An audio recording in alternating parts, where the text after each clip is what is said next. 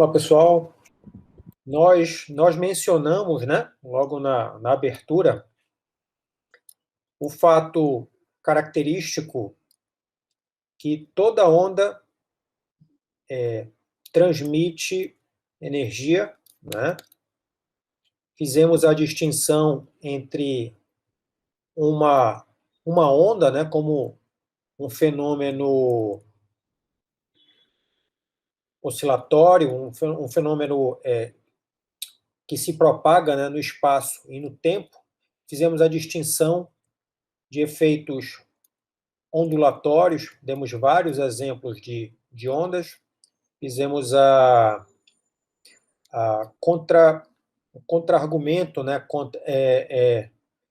fazendo a diferença entre o som e o vento, né, entre ondas na água e um fluxo de corrente, né, fizemos essa comparação, né, e o detalhamento sobre a energia transmitida por uma onda, principalmente com aplicações para ondas mecânicas, nós veremos ainda neste capítulo, tá? Falta fazer esse detalhamento. Também as diferenças que a gente também viu de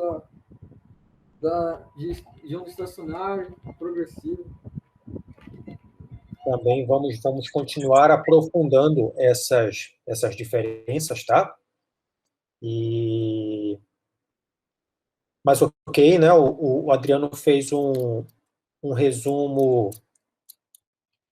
bem completo do que vimos até o momento, tá? Então, dando uma organizada, né? Começamos o estudo sobre ondas a partir de uma visão intuitiva de primeiros conceitos, definimos, né, compreendemos, melhor dizendo, as características básicas de uma onda, né, uma onda periódica, uma amplitude, comprimento de onda, frequência angular, que mais? Fizemos uma distinção entre fenômenos oscilatórios, né, delimitados, e a propagação de uma perturbação no espaço e no tempo, né, que é o caso de onda, e utilizamos como ponto de partida, utilizamos isso como ponto de partida para fazer uma demonstração simplificada da equação que descreve, a equação geral que descreve a propagação de ondas, né? Então, que tipo de equação é capaz de descrever todo e qualquer movimento do tipo de natureza ondulatória? Aí fizemos uma demonstração da equação de ondas, né, uma equação diferencial, parcial, de segunda ordem, né, linear e homogênea, né? Vamos destacar bem a importância do fato dessa equação ser linear. Tudo bem, pessoal? Isso é bem importante, né? Comentamos sobre as propriedades da função de onda, não é isso? E fizemos alguns comentários a respeito de representações visuais de ondas, tal como pulso de onda, perfil de onda. Vamos comentar o que é uma onda plana, vamos comentar o que é um pacote de ondas, tá? Ainda que nós não vamos, neste momento, aprofundar no tratamento matemático, tá? Mas a parte qualitativa, né, e quantitativa de primeiros princípios nós vamos fazer aqui, tá? Então, dentro disso, pessoal, nós temos alguns elementos básicos, né, característicos de ondas, né, alguns conceitos essenciais para fazermos a descrição de ondas, tá? E muito bem. Vamos fazer agora algumas provocações, no bom sentido, tá, pessoal? Muito importante, que dizem respeito à forma como ondas se combinam.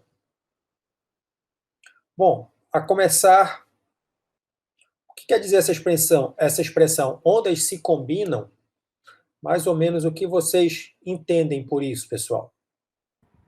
É quando duas ou mais ondas elas passam pela mesma região, aí tem uma interferência. De acordo, Vinícius? Concorda com o Adriano? Sim, seria uma superposição, né, de ondas. Quando, por exemplo, uma reflete em algum deparo, não sei, e aí ela volta e fica, digamos, sobre a outra, passa pelo mesmo ponto. Perfeito, perfeito. Então, vamos tratar desses termos mais técnicos, vamos assim dizer, né? Quando falamos que duas ou mais ondas se combinam, queremos dizer que num dado momento, numa dada região do espaço, né, nós temos a presença de duas ou mais ondas, né? Então, é a ideia mais básica, né, de um encontro. As ondas precisam estar passando pelo mesmo lugar num determinado instante. Muito bem. E a forma como ondas se combinam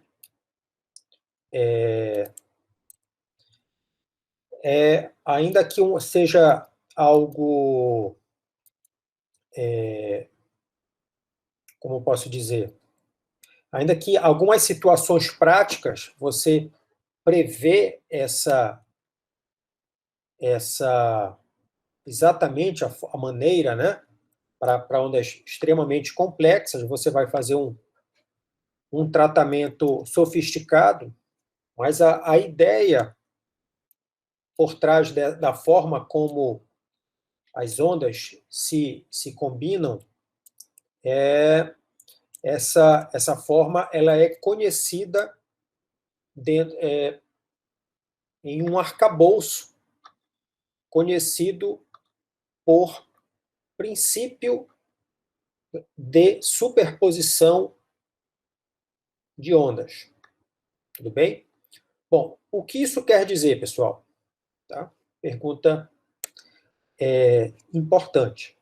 Antes de passar a palavra para vocês, né, gostaria de destacar que quando se fala em princípio de superposição, só isso, princípio de superposição na física, vamos dizer, tem vários significados, tem várias aplicações, né? Não sei se vocês lembram do curso de Física Básica 1, né, a Física Fundamental 1, vocês lembram o que era o princípio da superposição aplicado em problemas de mecânica? Não. O senhor pode dar. Eu não me lembro, não. Lembra, Vinícius? Não é para aquela situação onde tem forças concorrentes que fazem somatório. Perfeitamente, tá? É nesse sentido, né? Então, digamos, tenha uma força atuando sobre um determinado corpo, bom, aí a aplicação, né, em teoria, né, a aplicação da segunda lei de Newton fica um tanto tranquila. Há uma única força, essa força é a própria força resultante. Havendo duas ou mais forças atuando sobre o corpo, a pergunta, bom, o que acontece com o corpo sob a atuação de duas ou mais forças? A resposta é, bom, abordando pelo ponto de vista teórico, vamos fazer o seguinte, faça o somatório vetorial das forças. Esse somatório vetorial, ele é linear, né? Então, não vamos somar nenhuma força com potência quadrática, cúbica, raiz quadrada, alguma coisa assim. Todas as forças entram num somatório vetorial linear, necessariamente, tá? O que implica levar em conta não apenas o módulo, mas também a direção e o sentido de todo mundo. E faça esse somatório de maneira completa, de maneira a não deixar nenhuma força de fora, né? De maneira a não inventar forças que não existem, tudo bem? Né? Tratando pelo ponto de vista de um referencial inercial. E, muito bem, após proceder de maneira correta essa soma vetorial linear, a força que surgir desse somatório é a força resultante.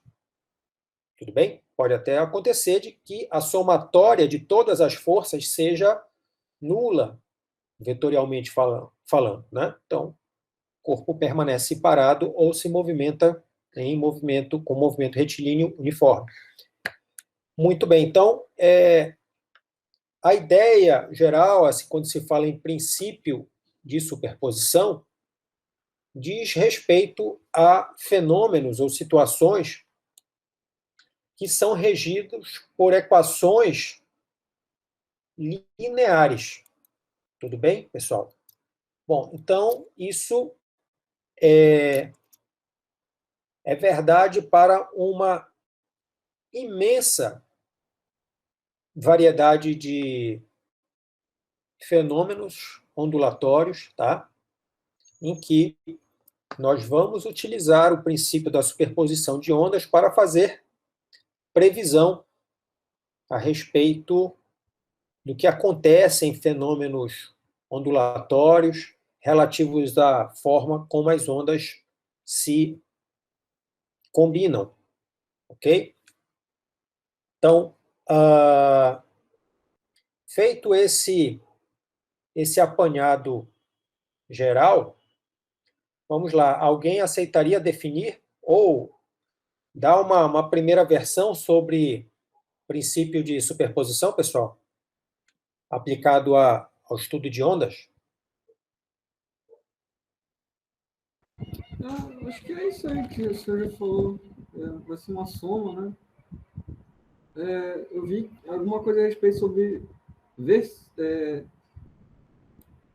peraí. É um tipo de vetor que ele gira. Aí eu acho que vai ser uma soma disso aí.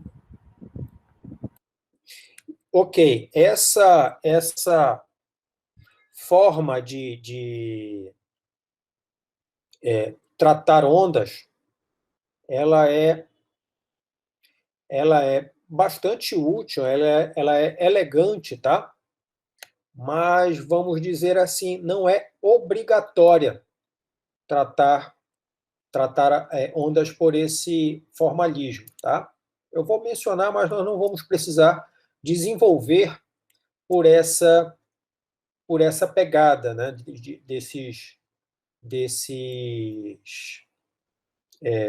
Dessa descrição de vetores por essa abordagem, tá? Nós vamos resolver casos particulares importantes, tudo bem? Que vamos utilizar algumas relações trigonométricas bem conhecidas para fazermos a previsão de algumas situações ou entender, né, a formação da estrutura matemática do fenômeno. Tá? Então, temos a chegada da Jamília. Acabou de entrar. Vamos fazer uma projeção aqui, pessoal, a respeito de princípio da superposição. Boa tarde, Jamília. Só ver um minutinho aqui. Boa tarde, professor. a nossa participação especial.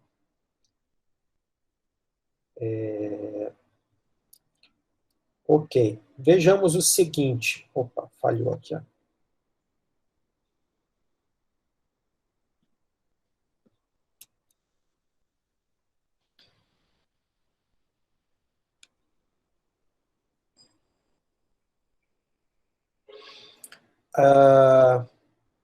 Bom, antes de fazer essa projeção, propriamente, dar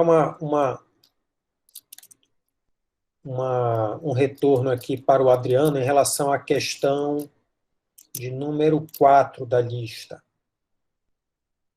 Assim, deixa eu ver qual é que eu consegui fazer.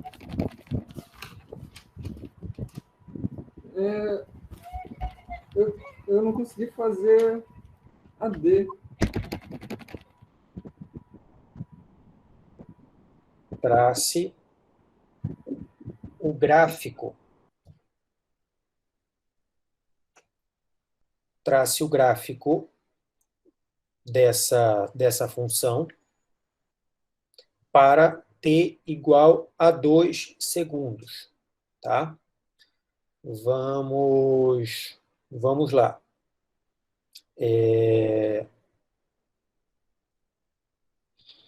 Ok. Começando aqui pelo início aqui do enunciado, nós temos um pulso de onda isolado. Aqui é meio quase que um pleonasmo, né?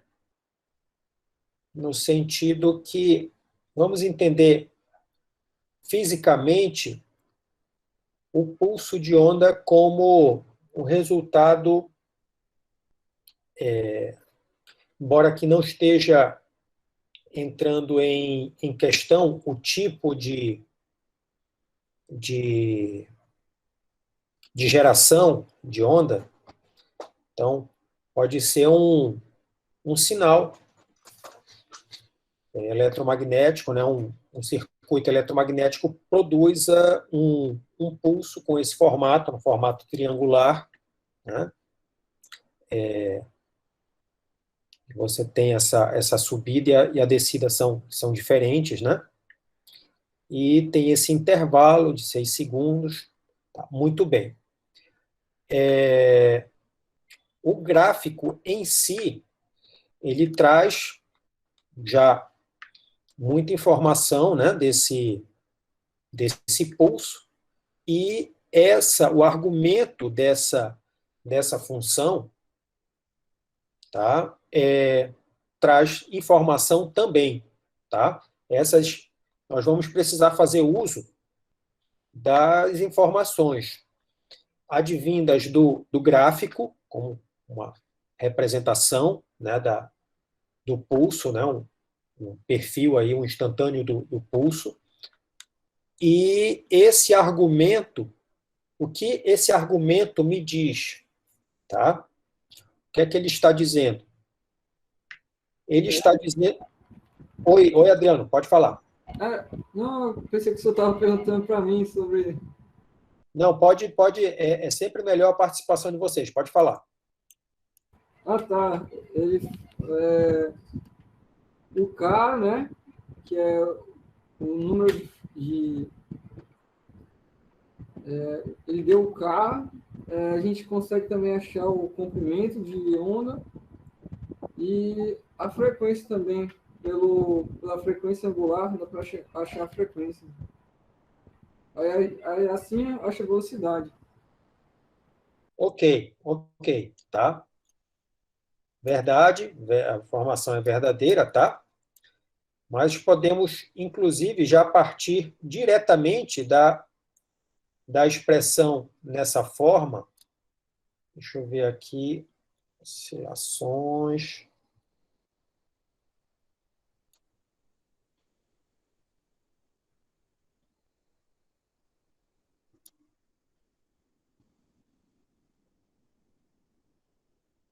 Vamos retomar. Aqui discutimos também a questão de referenciais, né? Pronto, isso aqui é importante. no sentido de que se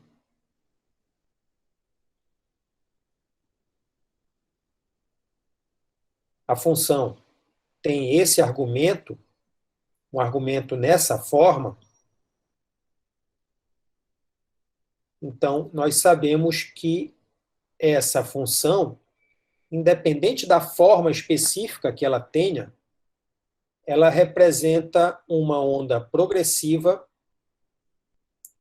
viajando da esquerda para a direita, supondo que o eixo está orientado positivamente nesse mesmo sentido. E, bom, aqui é fornecido o valor numérico e o problema fornece no gráfico, né? A posição está medida em centímetro e o tempo em segundo. Então, nós temos para o problema da quarta questão que essa velocidade é igual a 5 centímetros por segundo. Tudo bem? E, bom, se ela é uma onda progressiva, ela vai viajar com velocidade constante e mantendo o formato que ela possui. Então, significa que esse pulso em formato triangular, ele vai seguir adiante a 5 centímetros por segundo, mantendo esse mesmo formato. Tudo bem isso aí, Adriano? Tudo bem. Tá? Então, dito dessa maneira, vai, em 1 segundo, esse pulso trafega quantos centímetros mesmo? 5 centímetros. 5, né? Então, em t igual a 0 segundos, o pico está na posição 3 centímetros. Confere? Confere. 2 segundos adiante, esse pico vai estar em que posição? 2 segundos adiante, vai estar deslocado 10 centímetros da posição 0. Digitava no começo. 10 centímetros da posição 3. Confere? Confere. Tá? Então, o pico vai estar em t igual a 2 segundos, vai estar na posição x igual a 13 centímetros, né? O início aqui da subida vai estar 1 centímetro à frente, o final aqui da descaída vai estar 2 centímetros atrás, e assim vai. Tudo bem? Tudo. Ficou tranquilo agora? Ficou. Beleza? Muito, muito bem. Ok, tá? Então, essa é uma descrição. E uma outra descrição é ficar olhando para um ponto especificamente e ver o que acontece com esse ponto ao longo do tempo, né?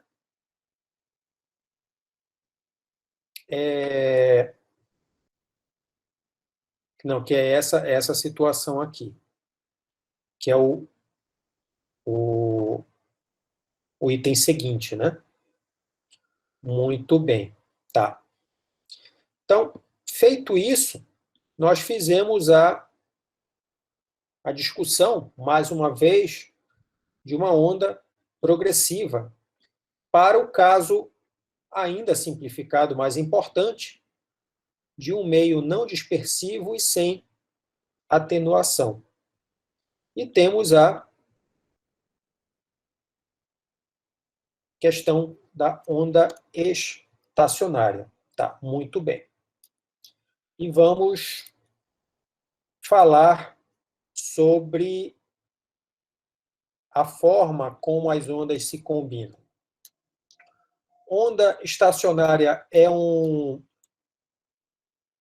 caso particular importante de combinação de ondas, tudo bem? Então, nós vamos aplicar o princípio da superposição nesse caso particular importante, tá? Mas antes disso, precisamos ter em mente o caso geral, tá? E o que significa essa regra geral de composição de ondas, tudo bem? Então, como nós fazemos, vamos começar da leitura assim, do intuitivo indo em direção ao matemático, tá? Para depois entender uma generalização um pouco mais ampla, assim, mais sofisticada do ponto de vista matemático, tudo bem? Então, vamos ao ponto aqui de utilizar alguns recursos das nossas obras de referência. Vamos compor com videoexperiências, simuladores, fazer a leitura matemática, enfim, utilizar aquele cabedal de recursos, né, de maneira concatenada para dar uma vivacidade, uma clareza, né, uma perspectiva integrada e mais ampla do que está por trás dessa regra geral pela qual ondas se combinam, que nós chamamos de princípio da superposição. Tá? Vamos utilizar aqui o seguinte recurso. Tem até a questão da lista aqui de vocês. Muito interessante. Vamos lá.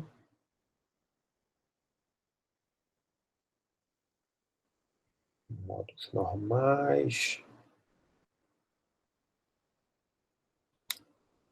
Antes de não, deve ser do Typer. Vamos utilizar um outro recurso aqui, pessoal, só um minutinho.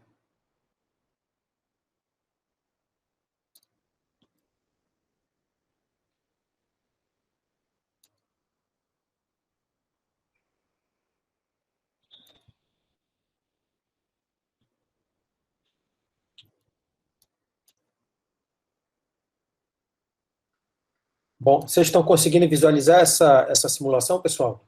Sim. Sim, aqui também.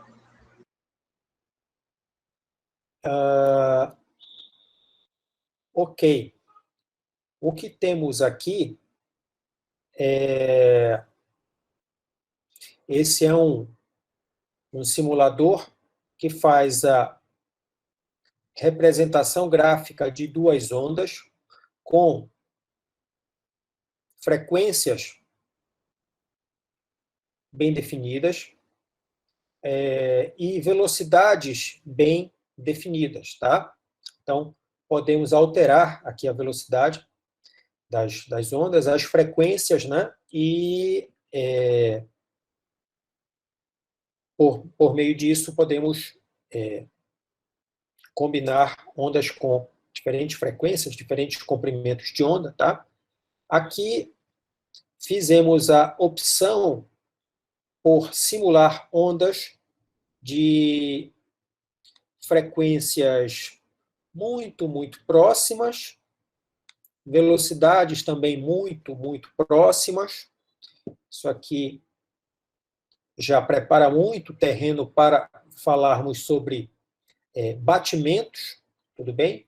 Mas o que está em jogo, propriamente, não é o fenômeno de batimentos, mas algo mais básico ainda, que é o seguinte: em algumas regiões, assim, faltou falar, é claro, aqui nós temos as ondas separadamente, e aqui o resultado da chamada superposição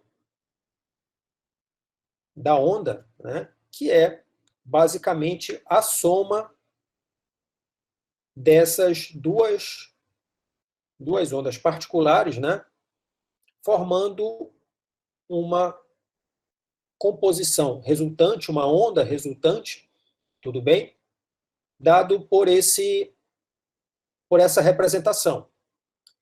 Muito bem. Vocês percebem que em alguns locais a onda resultante possui uma amplitude grande, tá? E em outros locais a onda resultante possui uma amplitude muito pequena, sendo em alguns pontos específicos, tá? Em alguns pontos específicos, praticamente zero, nula o resultado desse somatório nessa região do espaço. Entendeu? Bom, também temos aí uma abertura para falar em interferência construtiva, interferência destrutiva, tudo bem? A partir desse recurso visual de um simulador, né? Que temos, como eu falei, duas ondas com frequências e velocidade muito, muito próxima, que não aparece não temos uma leitura visual, a gente vê pelo alinhamento aqui, tá? Está bem próximo, mas não sei dizer se é exatamente igual. Mas ok, temos que, onde a gente observa o alinhamento aqui de um pico com um pico, nós temos uma amplitude resultante elevada. Quando temos aqui um vale com um vale, né, praticamente na mesma região, da defasagem aqui existe, mas é pequena, nós também temos uma amplitude elevada, né? Mas quando temos a superposição de um pico com um vale, né, nós temos como resultado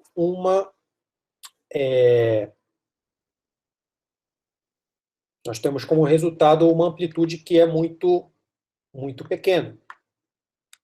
Bom,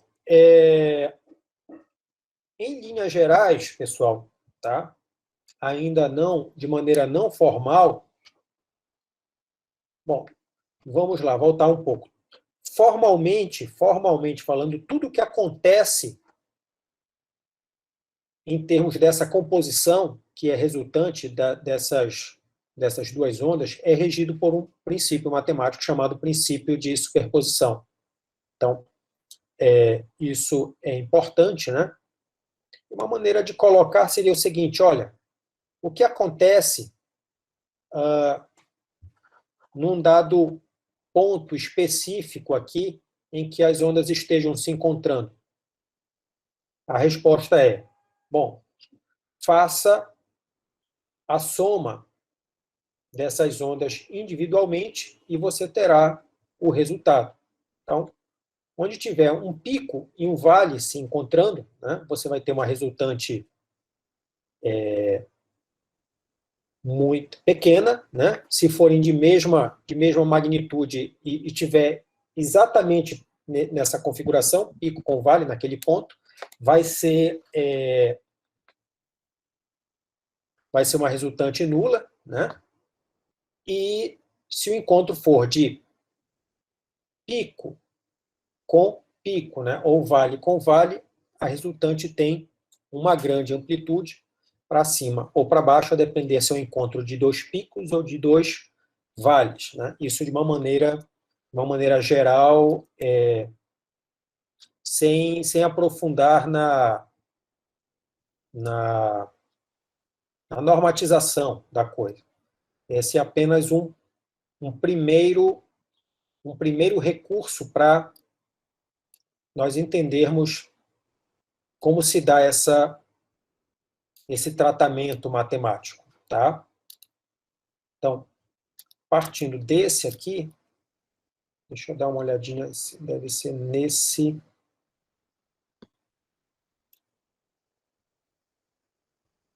Tá. Os livros textos trazem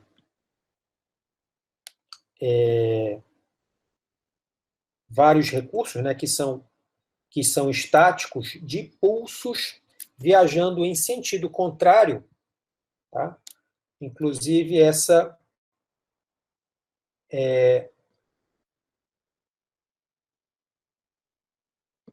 uma aplicação do princípio da superposição. Nós temos uma representação gráfica de dois pulsos triangulares viajando em sentidos opostos. Em um determinado instante, esses pulsos vão coexistir numa mesma região do espaço, né? Uma mesma região do espaço. Como é que eu sei sobre a amplitude resultante, né? Ou o que vai acontecer quando eles se encontrarem? Bom, intuitivamente, já dá para falar que quando esse pico encontrar exatamente com esse pico aqui, né, vai somar e a amplitude resultante vai ser a maior possível. Tudo bem?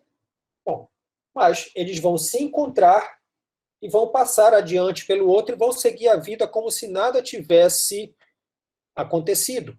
Tá? Isso é importante. Isso também é decorrência do princípio de superposição. Tudo bem? Então, esse ponto é também importante. Essa é outra lista que nós vamos discutir.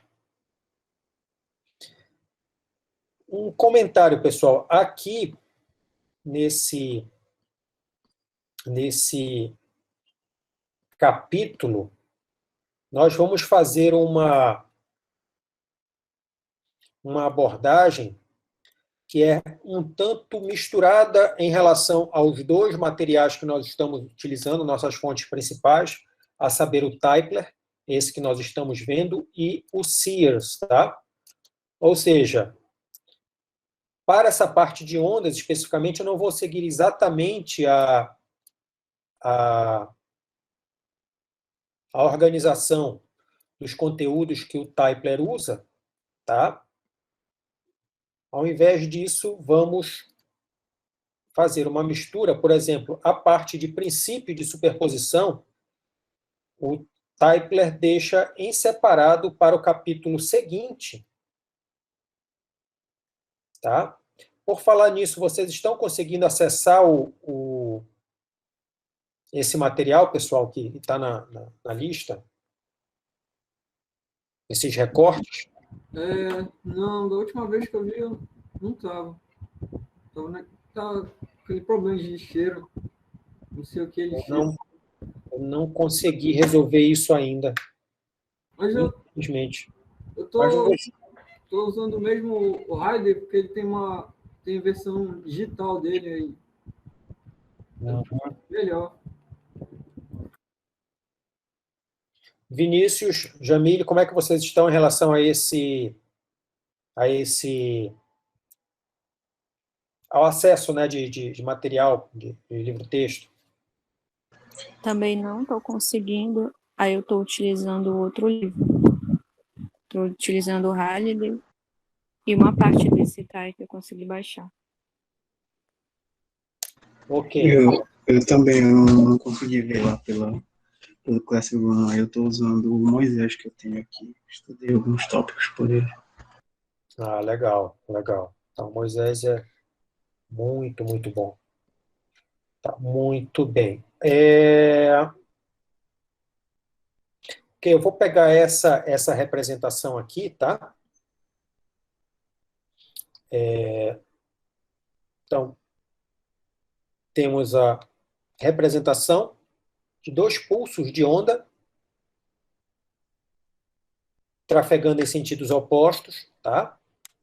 E, bom, um nesse formato, o outro num formato invertido, né? E aí, aqui dá a passagem, né, de um pelo outro em diversos instantes. E o que temos, né? Ponto a ponto, o resultado dessa composição se dá pela soma individual e linear.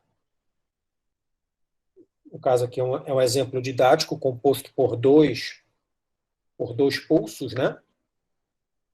Então, entra em questão aqui cada um dos pulsos somado linearmente e ver o que acontece com essa soma linear feita de forma correta, tá? Se tivessem mais pulsos entrariam sempre da mesma maneira, né? Entrando linearmente, né, com os sinais adequados, e a composição resultante sempre vai respeitar essa regra geral de composição, até o ponto em que um passa pelo outro e cada um segue a sua vida como se nada tivesse acontecido, aí deixa de haver um encontro, né, numa determinada região do espaço, tá? É basicamente isso que está em jogo do ponto de vista físico para uma explicação visual, para uma representação simplificada, pulsos de onda e tal. Tá? Bom, isso acontece, né, o tempo todo, seja para ondas eletromagnéticas, sejam para ondas sonoras. Então, quando nós percebemos dois ou mais instrumentos numa música, né, nós temos que a percepção resultante do som é a superposição linear das frequências, né, do timbre de cada um dos instrumentos, e percebemos os dois instrumentos compondo, né, segundo essa regra do princípio de superposição. Isso para 2, 3, 4 instrumentos, né? Nós temos, então, como resultante, né, essa onda segundo o princípio de superposição. Então, algo assim, a gente pode achar matematicamente abstrato, mas é a base para o entendimento, o tratamento de fenômenos sonoros, né? É a base do tratamento para a análise espectral, né, de sons. Tudo isso está diretamente envolvido com o princípio de superposição aplicado no contexto de ondas. Tudo bem, pessoal? Então, isso é importante. Uma outra colocação, uma outra maneira de colocar essa questão do princípio de superposição, aí um pouco mais, de maneira um tanto mais abstrata, matematicamente, é que se eu tenho uma onda que é solução da equação de onda e tenho uma outra onda que também é solução da equação de onda, eu pego uma combinação linear dessas duas, a combinação linear dessas duas vai resultar numa outra onda, uma onda resultante, ela também vai ser solução da equação de onda. Tudo bem? Então, isso é manifestação do caráter linear da equação de onda. Ou seja, você pega uma onda, você soma com outra onda, você continua tendo uma solução de onda que satisfaz todas as propriedades da equação de onda. Tudo bem? E muito bem. Outro ponto importante. As ondas harmônicas. O que são mesmo ondas harmônicas, pessoal? Vocês podem São ajudar a aquelas lembrar? que seguem uma função senoide. São ondas, exato. São ondas descritas por função trigonométrica, tipo seno ou cosseno, né?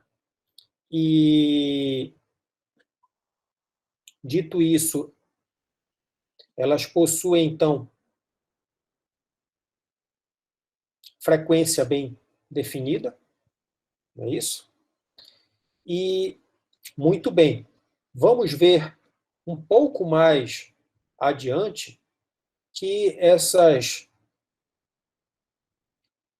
ondas harmônicas, elas são,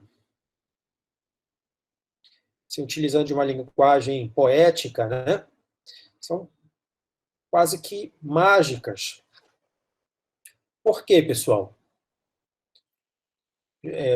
Me dando ao direito de utilizar dessa linguagem não científica. É pelo seguinte, se você tiver um bom punhado de ondas harmônicas, você, combinando-as de forma adequada, você pode representar praticamente qualquer coisa, qualquer função, e ainda que seja uma função cheia de cortes e recortes, você tem essa propriedade de descrever coisas muito complexas a partir de superposição de ondas harmônicas. Então, meio que uma onda, como posso dizer, é de uma importância muito, muito grande. E vamos falar mais adiante do contexto de ondas sonoras, mas também é o mesmo princípio para tratar sinais, né, pulsos eletromagnéticos. Você vai fazer um mapeamento a partir da frequência espectral de ondas harmônicas. Ou seja, é algo muito, muito importante, muito útil, tá? Então, dar esse destaque para ondas harmônicas, para interferências de ondas harmônicas, não é algo descabido, tá, pessoal? Ao contrário, é base do entendimento físico e matemático de situações muito complexas, envolvendo ondas, oscilações e mesmo no eletromagnetismo, essa questão de tratamento de sinais, utilizando transformadas de Fourier e tal, isso é muito importante, né, para áreas de telecomunicações, biomédicas, enfim, tá? E o começo desse fundamento tem por base essa parte que nós estamos estudando da física, tá?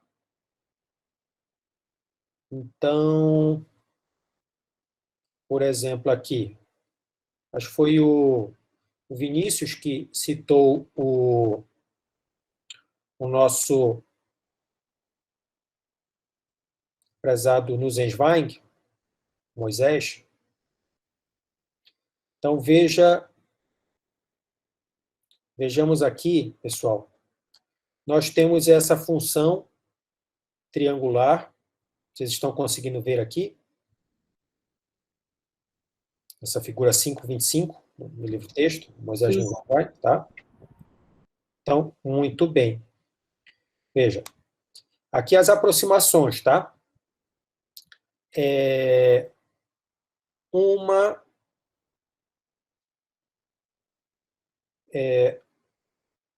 vamos tentar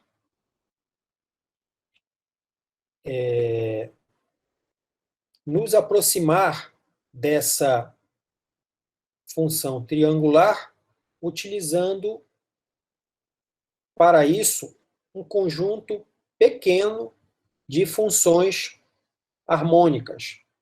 Aqui, a saber, 4 funções harmônicas. A primeira, número 1, tá? A de número 2. Aqui não, aqui já é a superposição. Aqui são... Tá, ok. Então, vamos ver aqui a 4, essa aproximação aqui com 4 ondas, ela já vai se aproximando aqui, aqui, aqui, e decai bruscamente aqui, já próxima do pico, tá? Se você for colocando mais e mais componentes, de maneira adequada, né, não aleatória, que é a primeira componente, a segunda componente, a terceira componente, a quarta componente, a soma linear de todas essas componentes nos dão uma onda que claramente, uma onda resultante, que claramente vai, uma função resultante, que vai se aproximando dessa função triangular. Quanto mais e mais componentes calculadas adequadamente, tá? Não é qualquer onda, você vai pegar ondas com frequências específicas e amplitudes específicas, tal que combinadas, elas vão ficar muito, muito, muito, muito próxima de descrever exatamente o comportamento dessa função. E é uma função complicada, né? No sentido de que ela tem uma descontinuidade e decai bruscamente, né? Mas, à medida que você vai colocando, vai encontrando os termos adequados para fazer esse somatório, à medida que você vai fazendo isso, você consegue fazer o mapeamento, o plot da função. Tá?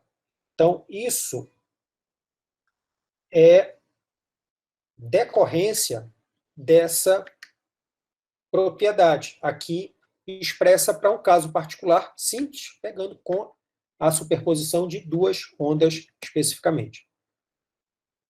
O Nussensweig, ele vai um pouquinho a mais, né? Aqui nós já temos uma representação de uma série de Fourier, tá? E, bom, como é que a gente calcula quem são esses coeficientes? Aí tem que utilizar dessas características das funções de ortogonalidade dessas funções, tem que calcular essas integrais, e, bom, é claro que não é esse o momento de fazer essas continhas, tá? Mas de entender que o que nos dá essa capacidade incrível de copiar, vamos dizer assim, né, de se enquadrar a essa função, é o princípio da superposição, tá? E essa característica que as funções harmônicas têm de que, quando somadas adequadamente, elas representam praticamente qualquer coisa que surja como tarefa, né, em termos de representação. Dito isso, pessoal, o que mais nós temos para hoje? Que é a parte de energia, movimento ondulatório, tá? Mas antes disso, deixa eu perguntar para vocês aqui o seguinte: vocês já estudaram intensidade no contexto de ondas, pessoal? Intensidade depende da amplitude. A intensidade depende da amplitude. Mas o conceito mais geral,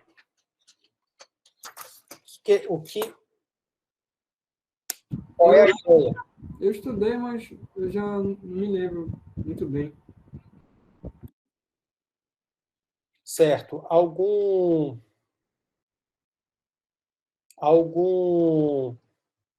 Como é que se diz? Não é aquela coisa do que tem um log.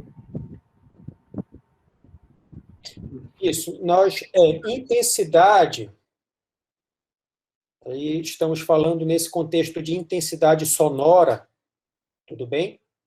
Nós vamos falar em intensidade sonora, vamos falar da escala, que é dado por uma escala logarítmica, né? Nós vamos chegar lá sim, tá? Mas antes disso, vamos aproveitar para fazer a introdução do contexto, do conceito de intensidade relacionado a fenômenos ondulatórios. Ok? Então, utilizando aqui um recurso do livro-texto, no caso aqui, o Sears, tá? Bom, nós começamos estudando ondas por uma representação unidimensional, não foi isso? Estudando problema de cordas vibrantes, não é isso? Mas, ok, tem toda uma importância, né? Não fazendo pouco caso do estudo da corda vibrante, de maneira alguma, mas ok, nós temos fenômenos ondulatórios ocorrendo em 2 dimensões e em 3 dimensões. Uma onda que se propaga nas 3 dimensões, elas transportam energia, né, para todas as direções, tudo bem? Então, qual o conceito de intensidade nesse contexto, pessoal? Tá? Para ter a conceituação de intensidade nesse contexto, o que nós precisamos estar envolvido, o que está envolvido com o conceito de intensidade em ondas, tudo bem? Então, essa é a pergunta que eu formulo para vocês. O que intensidade no contexto de ondas quer dizer o que, mede o que, mede com o que, tá? Então, muito bem. Para ter uma medida de intensidade, nós temos uma medida de taxa de energia por unidade de tempo, por unidade de área. Tudo bem? Unidade de quê? Por unidade de tempo e por unidade de área. Ah, potência. Nós temos potência, sim, temos potência por área. Tudo assim.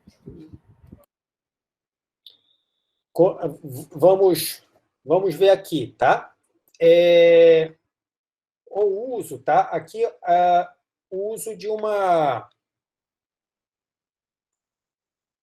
ok, essa figura, ela não está 100%, mas é um recurso importante, tá?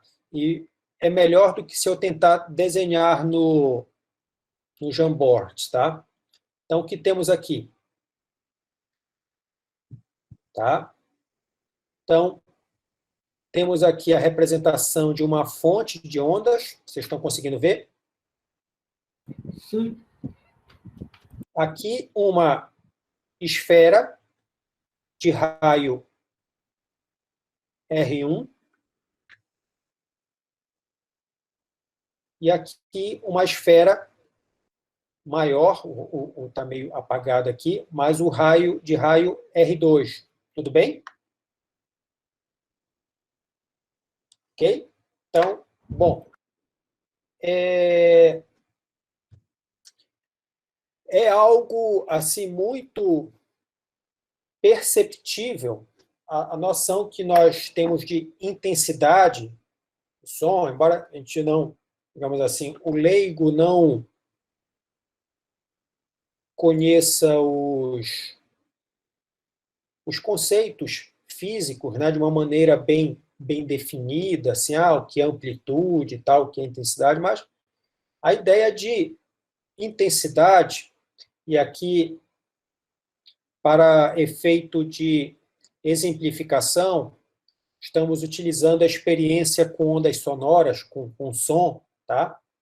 Então, bom, vocês já devem ter ido em algum ambiente, talvez tenham tido o desprazer de ter que ficar próximo a uma caixa de som, uma parede de som, como se diz aqui no nosso estado, né? E, muito bem, ficar, né, próximo ali a uma parede de som, né, com uma aparelhagem e tal, alguma coisa assim, é algo pouco agradável, né, para dizer o mínimo. E à medida que nós vamos nos afastando da fonte sonora, né, que são os alto-falantes ali, à medida que nós vamos nos afastando da fonte sonora, o som vai ficando menos intenso. Então, essa é a explicação em nível mais intuitivo possível, que há uma relação entre intensidade e distância da fonte de ondas, né? Nós estamos fazendo essa aplicação para ondas sonoras porque é uma experiência fácil de entender. Bom, que a intensidade cai com a distância, isso acho que intuitivamente, né, por experiência prática, todo mundo já está convencido. Mas cai de que forma? Cai com que potência? Tudo bem? Então, muito bem. Aí entra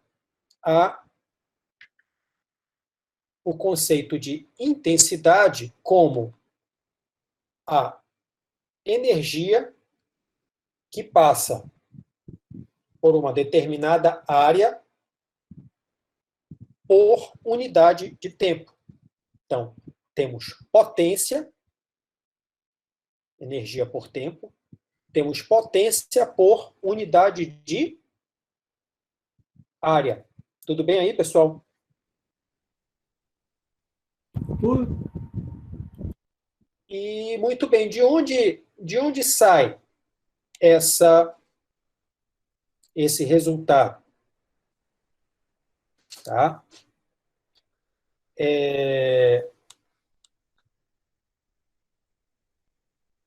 E aqui há uma hipótese envolvida, tá?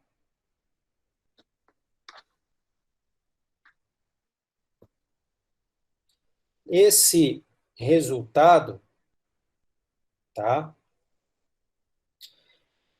Se você tiver uma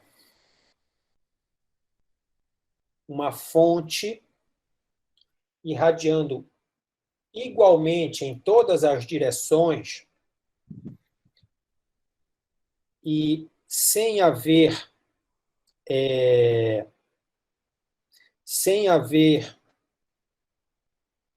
absorção entre uma esfera e outra, tá? Essas esferas aqui, pessoal, nesse contexto, elas são, vamos dizer, representações abstratas, tá? No sentido de que eu tenho uma fonte aqui, aí eu tenho uma esfera imaginária de um raio R1 e uma outra esfera imaginária de um raio maior, R2, tá? O que está em jogo aqui? O que passa pela esfera de raio R1, em termos de potência, passa também pela esfera maior de raio R2. Tudo bem? Mas aí, é claro, quando eu pego por unidade de área, por uma mesma unidade de área, o que passa na esfera mais próxima de raio R1 passa mais do que pela mesma unidade de área da esfera R2. Tudo bem? Então, disso temos que a intensidade na esfera de raio R1 ela é maior do que a intensidade da esfera de raio R2. Tudo bem? Então,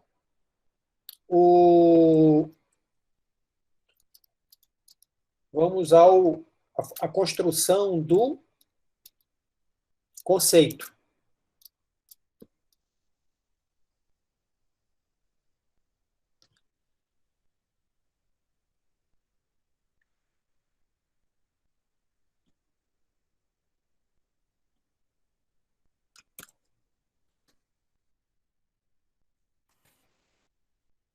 A intensidade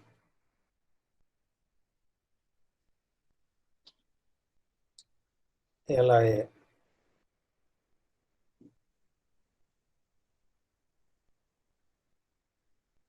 energia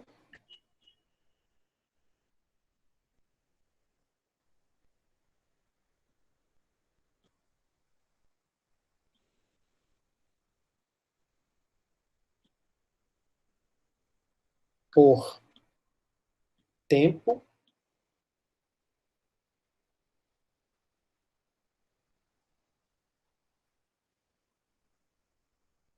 por área.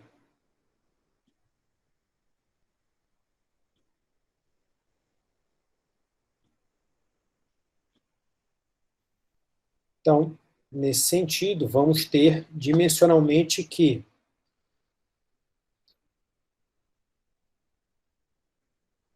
energia por tempo, potência por área. Então, vamos ter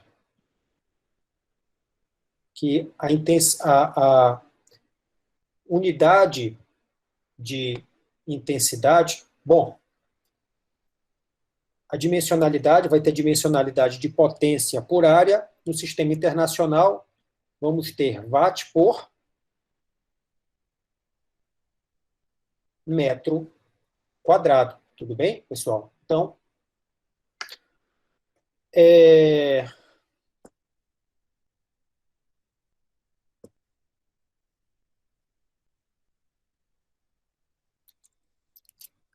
espero que esse recurso aqui tenha ajudado na construção, tá, do conceito, juntamente com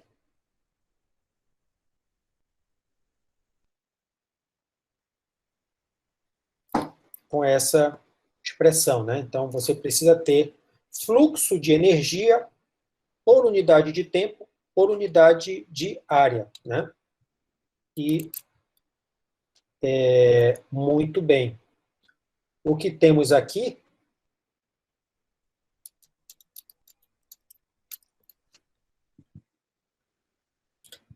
tá ok essa expressão para vocês aí, pessoal? Sim, Sim, tranquilo. Tranquilo? Então, Jamília, Sim, professor. tranquilo? Então, temos que a intensidade a uma determinada distância R da fonte, ela é dada pela potência, né, pela taxa de energia que está passando ali por unidade de tempo, pela área, pela casca, né, esférica de raio R, tá? Muito bem. E aí temos uma suposição para fazer essa igualdade aqui. O que essa igualdade está nos dando? Que se nada foi absorvido entre as esferas R1 e R2, essa potência permanece constante. Logo, I1, 4π R1 quadrado é igual a I2, 4π R2 quadrado. Qual é a hipótese? Se nenhuma energia é absorvida entre as duas esferas. A potência permanece constante. Então, dado o conceito, você aplicando a condição de potência constante é exatamente o produto da intensidade pela área de um é igual ao produto da intensidade para outra esfera pela área da outra casca esférica. Tudo bem? Bom, o fator de π, de 4π, vai embora e ficamos que a relação entre as intensidades, elas obedecem uma lei inversa com o quadrado da distância, que provavelmente vocês já conheciam de uma forma ou de outra, né? Mas não sei se tinham passado por esse caminho de argumentação. Tudo bem? Então, sendo que a intensidade é inversamente proporcional, não diretamente proporcional, né, pessoal? Não tem como. É inversamente proporcional ao quadrado da distância. Quanto maior a distância para a fonte, menor vai ser a intensidade.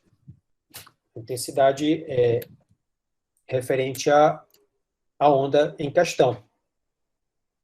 Tudo bem?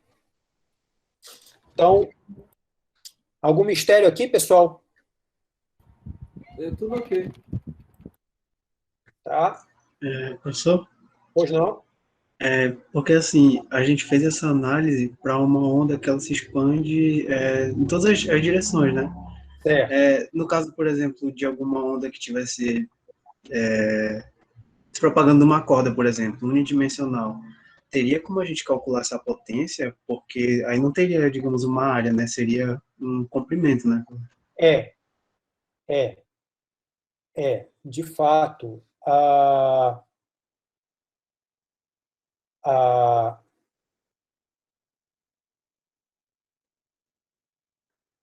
você calcularia pela, você precisaria calcular pela taxa de realização de trabalho, né, e por a questão dimensional, deixa eu dar uma olhadinha como é que fica. A gente até tem esse cálculo por aqui. Mas acho que isso é do outro capítulo. Deixa eu dar uma olhadinha aqui se está nessa lista ou se está na outra.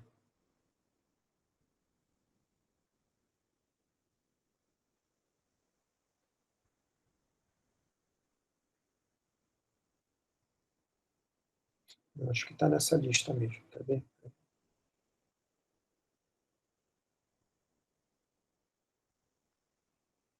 Rapidez.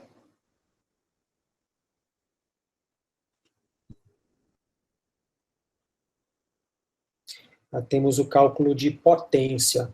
Potência, na verdade, a intensidade. A intensidade você tem aqui, para o problema de corda vibrante, você pode falar em potência, sem sombra de dúvida, né? Quando nós falamos em onda mecânica, nós estamos falando em alguma coisa que perturbou o meio, né? E essa perturbação segue adiante e segue realizando trabalho sobre esse meio. E essa realização de trabalho tem uma taxa, né? Há uma potência associada. Mas, de fato, não faz sentido falar em intensidade para ondas unidimensionais. Vinícius, talvez,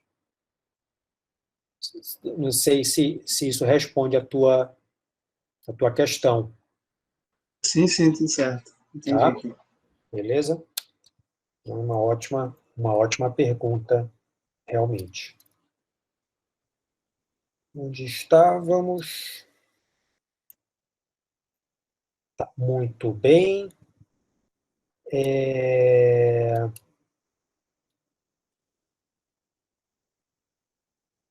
Ok. Interferência. Falamos aqui qualitativamente no início da aula sobre condições de uma interferência destrutiva, de uma interferência construtiva, não é isso? Vamos ver como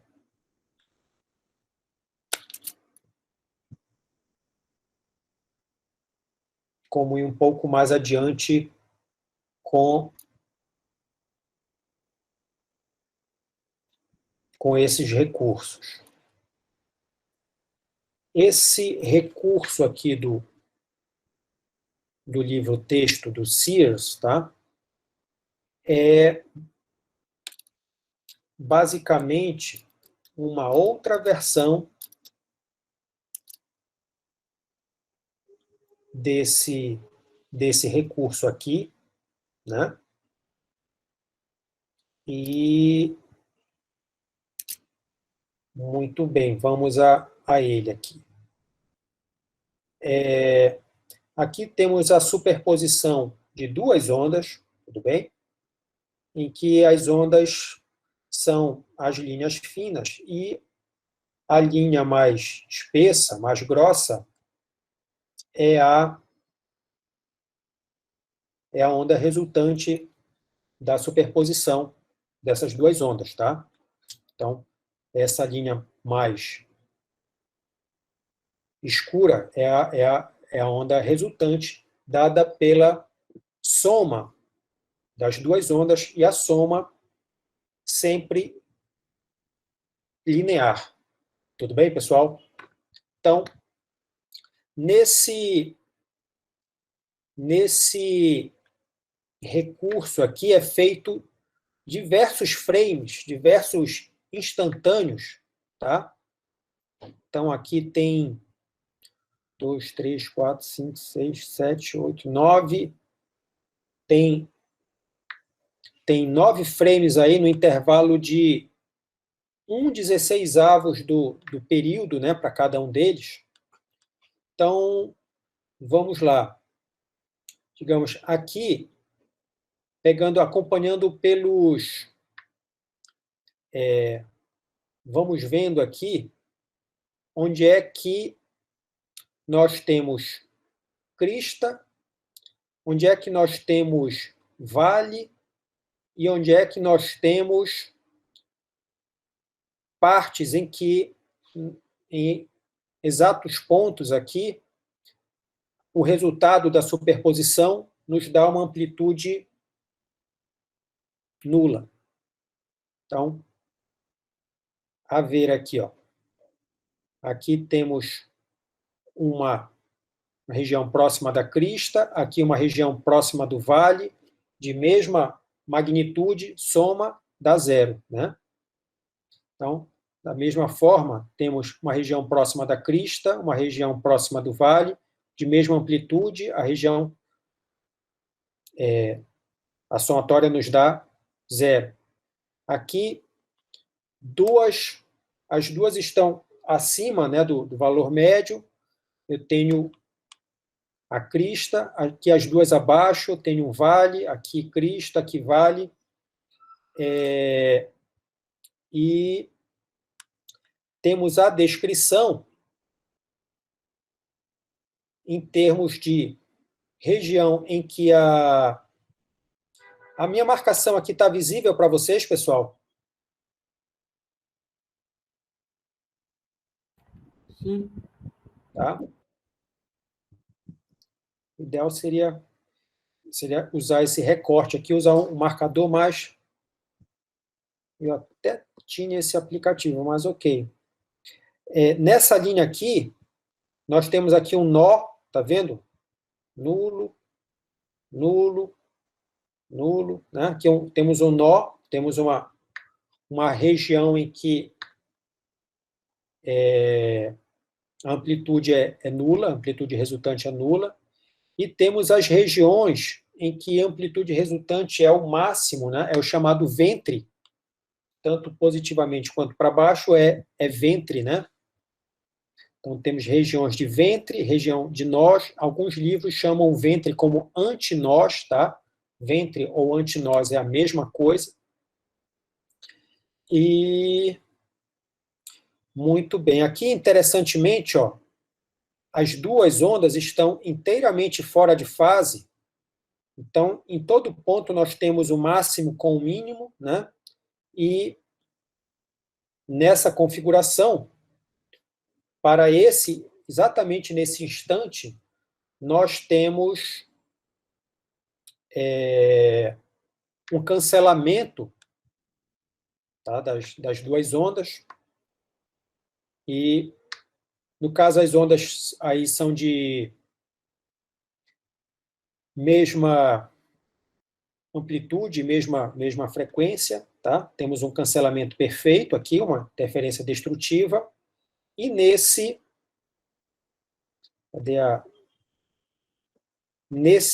região, né, nós temos uma convergência tal que a onda resultante possui o máximo de amplitude. As ondas estão perfeitamente em fase, né? Então, temos o máximo de amplitude. E aqui, um cancelamento completo das ondas, tá? Muito bem. Dado isso, pessoal, nós vamos para o caso particular importante que eu falei para vocês. Qual é o caso particular que eu mais mencionei mesmo lá no início da aula, pessoal? De somatório de combinação de ondas? As ondas estacionárias? Perfeitamente. Ondas estacionárias, tá? Então, bom, o que há de especial nas chamadas ondas estacionárias. Tá. Começar pelo começo.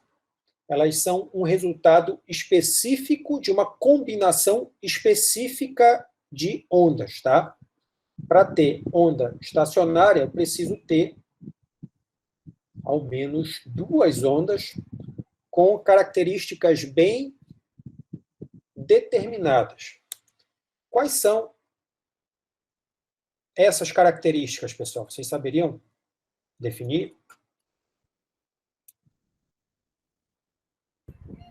Amplitude, fase. Ok. Vamos lá. Vamos dizer que eu vou combinar duas ondas. Vamos combinar duas ondas e essas duas ondas vão nos dar um padrão de onda estacionária. Então, em poucas palavras, assim, sem ser muito formal, o que caracteriza ondas estacionárias, pessoal?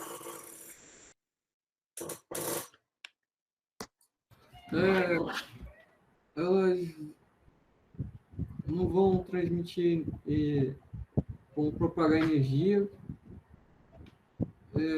e elas vão ficar paradas, estacionárias no local. Vamos dar uma olhadinha? Interferência completamente destrutiva. Nestes pontos, observamos uma amplitude mínima. Já os antinós, ou ventres, são pontos em que há interferência completamente construtiva e são identificados como os pontos com amplitude máxima de vibração. Nosso experimento é realizado a partir da máquina exposta sobre a bancada. Essa máquina nós vamos ter fixada em uma das extremidades, a nossa máquina vibratória. Preso a ela, nós temos um elástico, e na outra extremidade nós temos uma polia, e na parte inferior nós vamos fixar as 3 amostras. A primeira com cerca de 6 gramas, já fixada. Posteriormente nós vamos estar utilizando uma de 10 gramas e, por último, uma de 20 gramas. Nós vamos estar acionando a máquina. Comentário, tá, pessoal? Essa montagem, essa configuração, é proposta em praticamente todos os livros-textos que eu conheço de física básica que tratam da parte de ondas, tá? Então, ou seja, esse é um problema de livro-texto que ganha vida na forma de uma experiência, né? Fizemos essa abordagem ainda em nível teórico, lá referente à lista de oscilações, que eu quero até comentar com vocês, tá? E, mais uma vez, aí, esse experimento já é antigo, né? Mas sempre belo, sempre atualizado, e ele é colocado na forma de um problema de livro-texto de física básica. E nós vamos observar a quantidade de nós e antinós formados. Então, como nós podemos observar, nós temos aqui 1, 2, 3, 4, 5, 6, 7 ventres. 7 ventres, pessoal. 7, né? Foi lá para cima. Muito legal. Consequentemente, nós vamos ter 1, 2, 3, 4, 5 e 6 nós. Então, para um objeto de cerca de 6 gramas, nós vamos ter 6 nós e 7 ventres. Nós vamos agora para o cálculo da densidade linear da corda e, posteriormente, da tensão gerada por esse objeto de 6 gramas fixado na extremidade da polia. E, como tal, pessoal, a graça do experimento, além da beleza do experimento em si, né, você tem como calcular a densidade linear da corda, tem como calcular a tração da corda pela carga aqui colocada, e Dito isso, você tem condições de prever os harmônicos aqui contidos, tá? Nós vamos já passar para essa representação, para esse cálculo, mais daqui a pouquinho. Deixa eu ver mais o que temos aqui, que ele vai dar sequência. Antes de efetuarmos o cálculo, através de uma fita métrica, nós vamos estar determinando o comprimento entre a polia e a máquina vibratória. Neste caso, nós temos 73 centímetros. Vamos para o cálculo. Então, bem, vamos lá. Recursos do livro-texto, também todos os livros-textos trazem esse recurso, tá? E, no caso aí, isso é feito com tecnologia de fotografia com imagens estroboscópicas, né? Feito registro para longos tempos de exposição. Então, o que nós temos a formação de um espectro característico, tá? De ondas estacionárias, problema de cordas vibrantes com extremidades fixas, tá? Necessariamente. Então, muito bem. O que temos aqui? O chamado primeiro harmônico, nessa figura designada aqui pelo rótulo A, né? Nós temos um ventre, tá? E os dois nós, tá? As extremidades sempre vão ser nós, tá? No problema de corda vibrante de extremidades fixas, não é isso? As extremidades sempre vão ser nós. E aqui passamos a situação de dois ventres. Dois ventres e três antinós. Aqui, 1, 2, 3 ventres, 1, 2, 3, 4 nós. E assim vai. Bom, então, nós temos um padrão muito característico, tá? De pontos que não oscilam ou oscilam muito pouquinho, né? Na prática. Esses pontos são quem mesmo, pessoal? Os nós. Os nós, né? E temos os pontos de amplitude máxima. Que a ideia de ventre, né? Não é difícil, né? Ventre, né? De imaginar algo nessa forma. E a relação entre nós e antinós, ou entre nós e ventres, se preferirem, ela é bem determinada, ela é fixa. Quer dizer, aqui você vai ter sempre para essa condição de contorno, né, os nós superando numericamente os antinós ou os ventres, né, em uma unidade. E, bom, esses padrões, eles vão ser formados com características bem especiais, pessoal. Tá? Em que condições são essas? É isso que eu perguntei. O que nós precisamos ter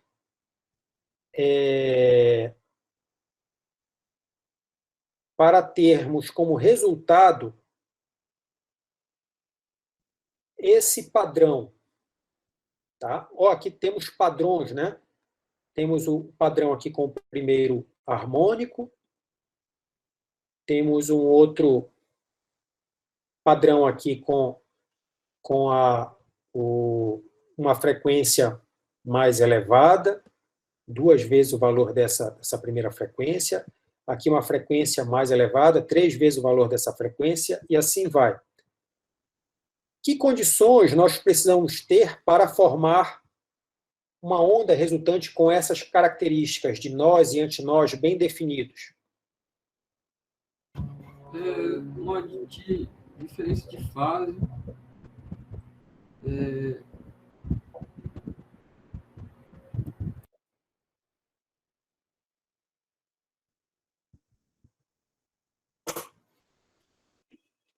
estão conseguindo enxergar aqui? Sim. Tá? O que temos aqui, pessoal?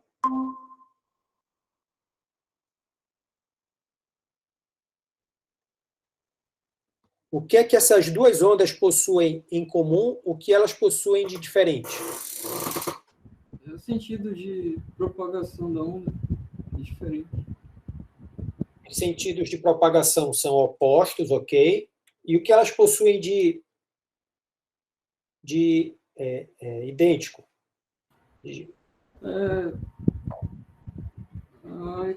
O módulo da equação é o mesmo.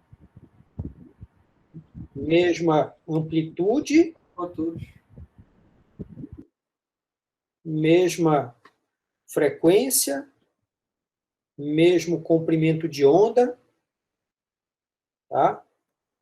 Ou seja, elas são idênticas, à exceção do sentido de propagação, né? Então, você tem uma onda refletida de características idênticas à onda incidente, tá?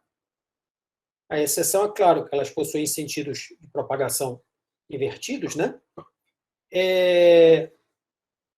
Então, ondas de mesma amplitude, mesmo comprimento de onda, mesma frequência. Então, qual o resultado da combinação dessas duas ondas? Ok? É isso que está em jogo no problema de ondas estacionárias. Tudo bem, pessoal? Então, o que nós vamos utilizar aqui para fazer essa soma é um pouquinho de trigonometria, tá? De trigonometria da trigonometria básica, vai? Em que sentido?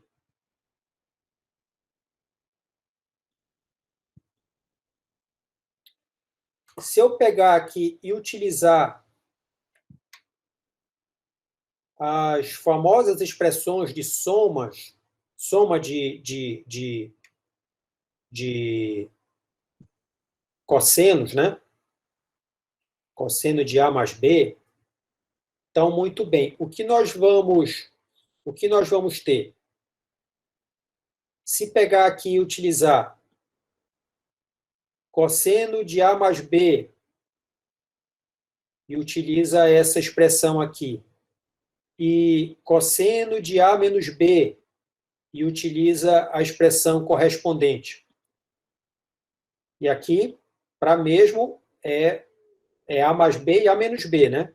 Quando a gente soma isso aqui, aí observa-se que aqui nós fizemos a opção, o livro-texto aqui, o CIAS, que eu estou utilizando, fez a opção de representar as ondas pela função cosseno, tudo bem? Então, nós vamos ter a sobrevivência desses termos de seno, de A, seno de B, tá? Quando a gente começa com cosseno, sobra o seno. Quando a gente começa com o seno, sobra o cosseno. Vocês podem se convencer disso fazendo a continha na munheca, tá, pessoal? Então, pessoal, o que temos aqui, olha?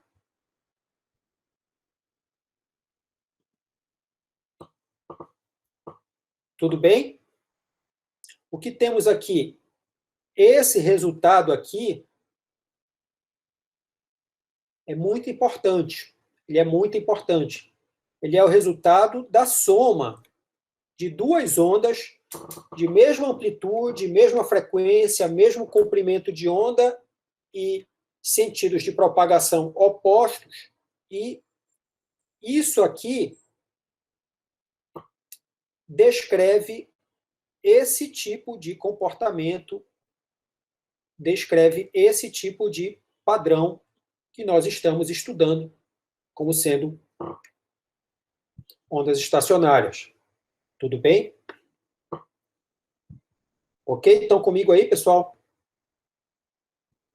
Ok. Sim, sim. Sim, professor. O que nós temos aqui, pessoal? Observem o seguinte: toda a dependência temporal está aqui, toda a dependência espacial está aqui. Então, separou, né? Nós temos a dependência espacial num lado, ou num termo, melhor dizendo, e a dependência com o tempo em outro termo, né? Aqui ligado por uma multiplicação, né? Relacionado por uma multiplicação. Então, muito bem. Observem que essa expressão resultante da soma, dessa soma específica, ela não tem essa cara.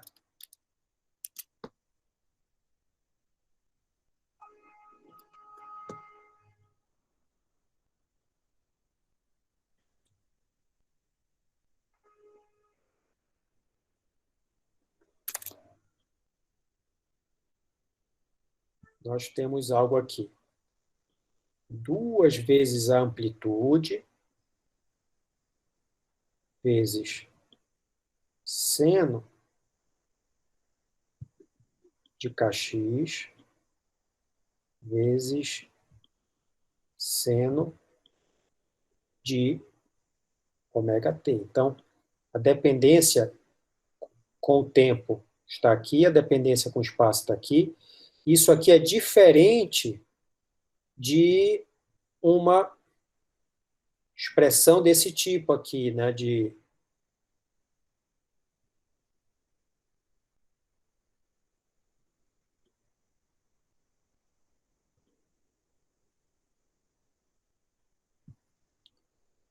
por exemplo,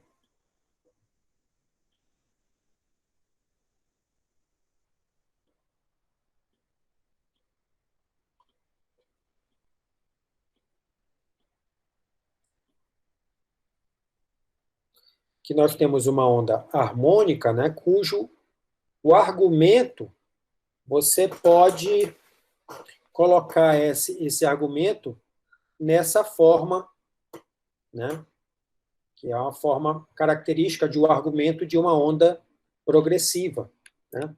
Aqui, sem dúvida, não satisfaz a exigência, né, de ter um argumento nessa forma, né, como uma onda progressiva.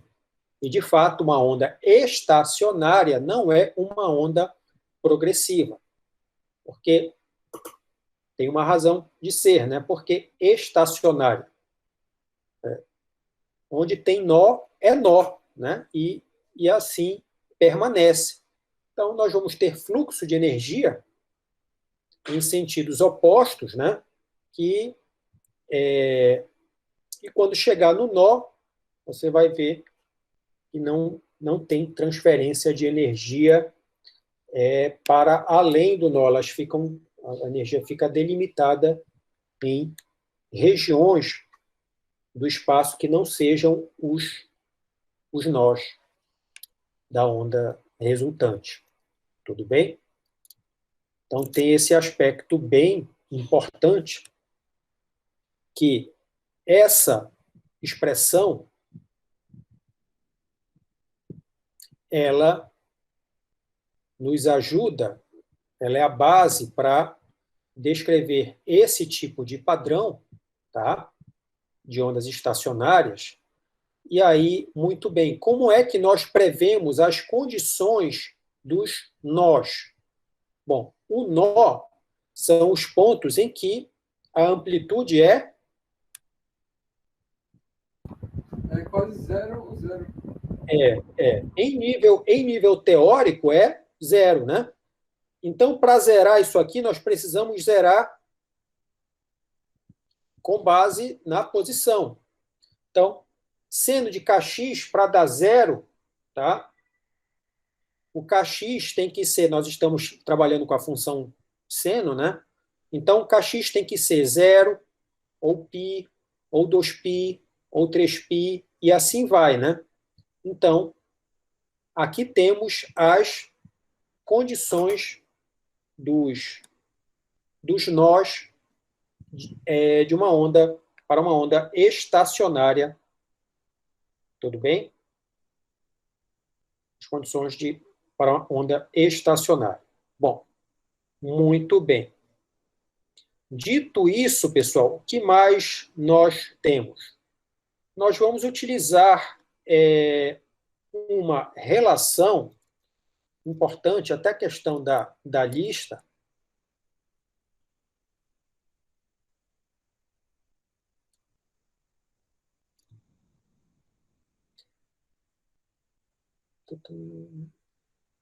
E até a questão da lista, vocês vão demonstrar isso aqui, que nós já estamos discutindo agora, nessas duas questões, que é o seguinte ponto.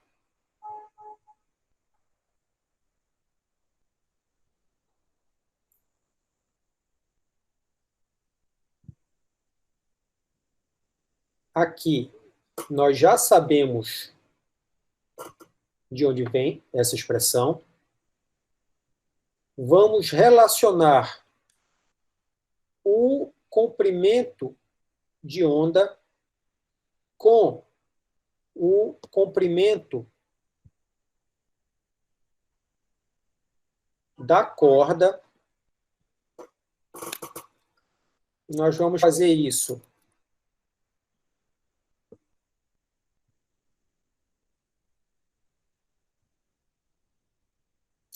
para essa expressão, depois para essa expressão, para essa situação, depois para essa situação, depois vamos generalizar para um número maior de nós e vamos encontrar, é claro que não está aqui o primeiro caso particular para n igual a 1, nós temos a geração do primeiro harmônico e temos a descrição desse problema, dessa situação do primeiro harmônico, né, em uma corda vibrante, né?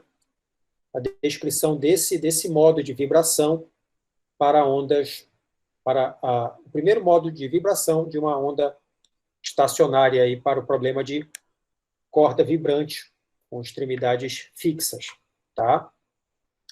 Ok, pessoal. Então, fazendo o fechamento, tá? O que foi que nós vimos hoje? Nós fizemos, ou na verdade, vocês fizeram a recapitulação do que vimos até o momento, referente à parte de ondas. Vimos os conceitos básicos, vimos o que é uma equação de onda, o que é uma função de onda. Fizemos um estudo sobre as representações visuais de onda, né? Discutimos um pouco pulso de onda, perfil de onda. E hoje, propriamente, discutimos um pouco mais a questão do princípio da superposição de ondas, né? Como uma espécie de lei, de regra geral da forma pela qual as ondas se combinam. Discutimos o conceito de intensidade de ondas, não é isso? E também iniciamos o tratamento de ondas estacionárias, entendendo o que são ondas estacionárias, como são compostas, né, como são descritas, né, e avançamos um pouco mais nesse entendimento, né, desse caso particular tão importante, com tantas aplicações aí para a física, né, para as engenharias como um todo. Tá? Então, ficamos de fazer o complemento deste capítulo, que nós vamos continuar com algumas aplicações a respeito de princípio da superposição, né? E aí vamos nos encaminhar para o entendimento de ondas sonoras, tá? E já é propriamente parte do capítulo seguinte, tá? Sigam avançando na lista, tá? Tanto conceitual quanto na lista de problemas, e vão mandando as dúvidas de vocês pelo Zap ou pela nossa sala de aula. Tudo bem?